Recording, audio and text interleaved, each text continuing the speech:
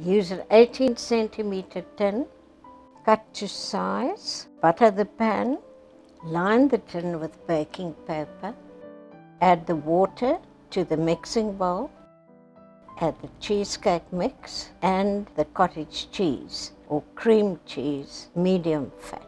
Beat the mixture on slow speed. In a separate bowl, beat the cream until it stands up in soft peaks. Now add the cream to the cheesecake mixture.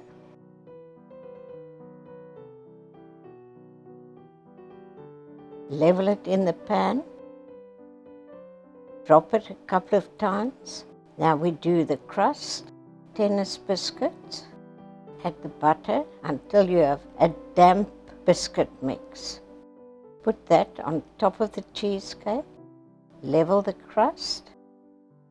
And now the cake will go into the fridge. Best to leave it standing overnight. Next day, turn it out.